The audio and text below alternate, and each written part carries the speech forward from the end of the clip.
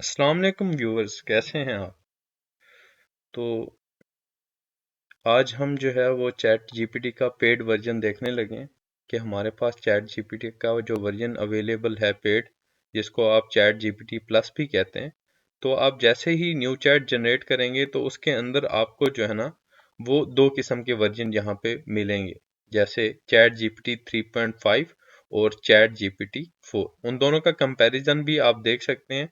तो ये है कि आपको जो है ना वो यहाँ पे उसने आपको बता दिया कि currently has a cap of 25 messages every 3 hour.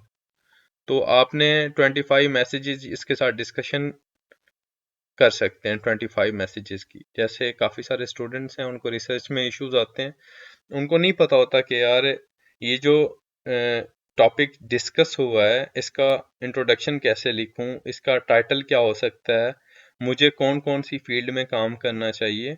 तो आप जो है ना वो इस चैट जीपीटी से मदद ले सकते हैं। जैसे मैं सपोज करें काम करना चाहता हूँ ऑब्जेक्ट डिटेक्शन पे, ठीक है।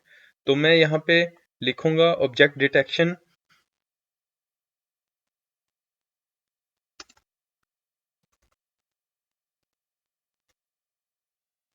यूजिंग डीप लर्निंग, ठीक है। आजकल डीप लर्निंग काफ़ी हॉट टॉपिक है।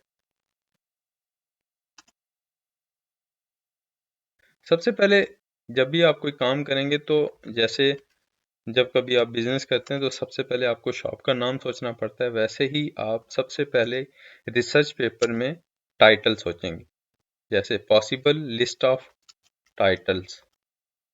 तो यहाँ पे मैंने जो है ना उसको छोटा सा, वैसे 2 सेंटेंस 3 सेंटेंस, तो यहाँ पे आप एक्सपेंडेबल टाइटल लिखेंगे,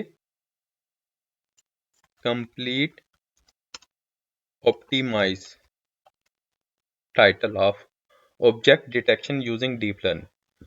तो ये आपको पॉसिबल जो है वो टाइटल जनरेट करके देगा। देखें, एडवांस ऑब्जेक्ट डिटेक्शन या advance object techniques with deep learning algorithm.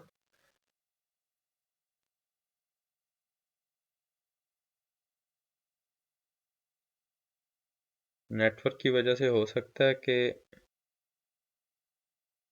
मेरी तरफ मेरे एंड पे नेटवर्क का मसला हो सकता है। मैं इसको रिफ्रेश करता हूँ। हाँ जी, काम करना स्टार्ट हो गया।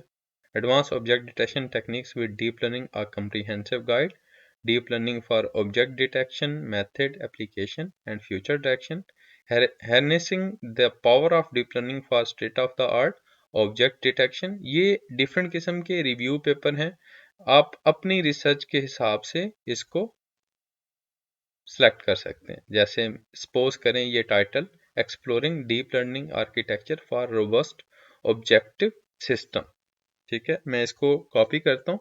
अब मैं यहाँ पे देखें, किसी भी पेपर में देखेंगे तो सबसे पहले आपको क्या मिलेगा, एब्स्ट्रैक्ट। तो आप करेंगे राइट एब्स्ट्रैक्ट ऑन टाइटल,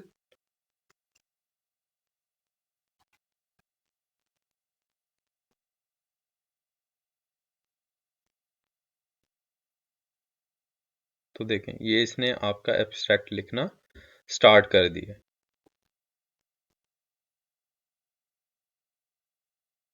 इसी तरह से आप क्लासेस में देखते होंगे डिफरेंट किस्म के टीचर्स आपको असाइनमेंट्स वगैरह देते हैं, या कभी कभी ऐसे डिफिकल्ट क्वेश्चन आपसे पूछ लेते हैं तो आपको उनके आंसर नहीं आते, तो आप जाके डिफरेंट बुक्स डिफरेंट वेबसाइट्स में जाके आप उसको सर्च करने की बजाय अगर आप चैट जीपीटी के साथ आके कोई भी क्वेश्चन इनसे पूछेंगे तो वो आपको उनके आंसर प्रोवाइड करेगा।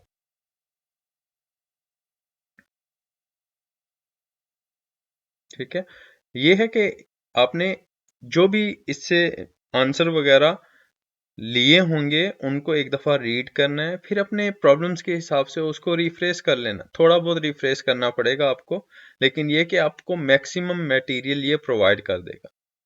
आप इंट्रोडक्शन टू मशीन लर्निंग पे क्वेश्चन कर सकते हैं, deep learning techniques for object detection.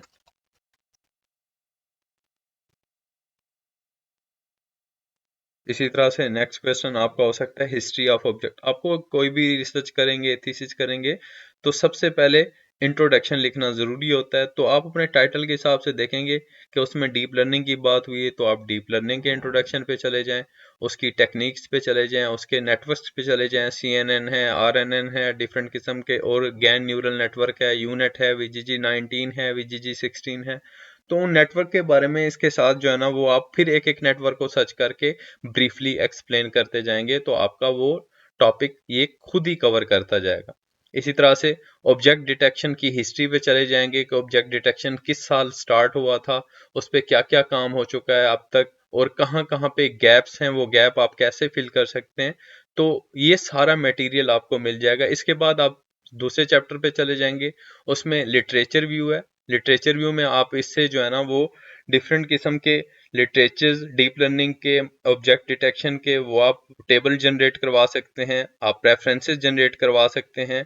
आप जो है ना, इसको कह सकते हैं कि मुझे जो है ना, ऐसे जो है ना, वो लिटरेचर व्यू जनरेट करके दो जिसमें रेफरेंसेस को नंबर दे के एट द एंड में डिटेल्ड रेफरेंसेस भी आप इससे जनरेट करवा सकते हैं। ठीक है। इसके अलावा तीसरे चैप्टर में, मोस्टली तीसरा चैप्टर जो है वो मेथोडोलॉजी पे होता है या डाटाबेसेस पे होता है कि ऑब्जेक्ट डिटेक्शन किस किस डाटाबेस पे हो चुका है और मैं किस डाटाबेस पे कर रहा हूँ।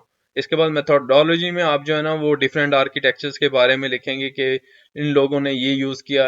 अच्छा, सबसे अच्छी बात ये आपको पाइथन के कोड, आपको मैटलैब के कोड, ये डिफरेंट किस्म के कोडिंग एग्जांपल, जैसे मैं यहाँ पे अगर आपको जनरेट करके दूं, राइट आ, मैं इसको स्टॉप कर रहा हूँ, ठीक है।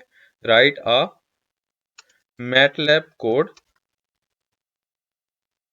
फॉर ऑब्जेक्ट डिटेक्शन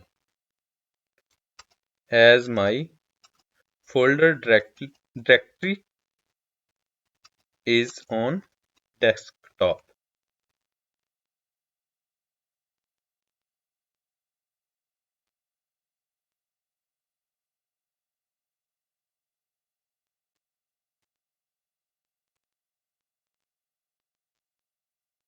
ठीक है, अब देखें।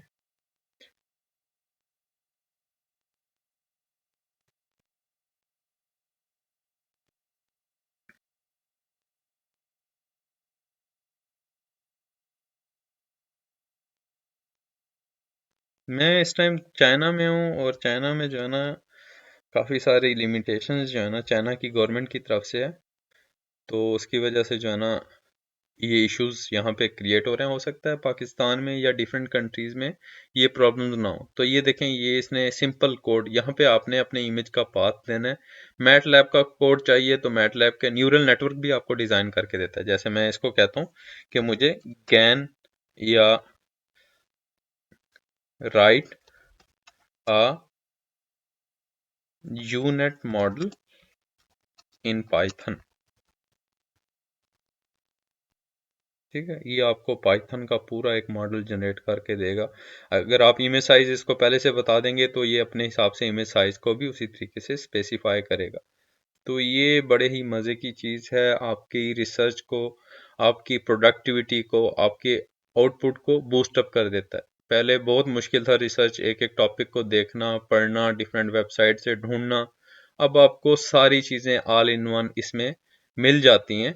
और अगर कोई कोड है वो उसमें एरर आ रहा है, तो आप वो कोड उठा के यहाँ पे कॉपी पेस्ट करेंगे तो ये आपको उस कोड को ठीक करके देगा, उसमें एरर रिमूव करके देगा, आपको बताएगा एरर कहाँ पे है। ठीक है, बहुत बहुत शुक्रिया, इंशाल्लाह मिलेंगे अगली वीडियो में।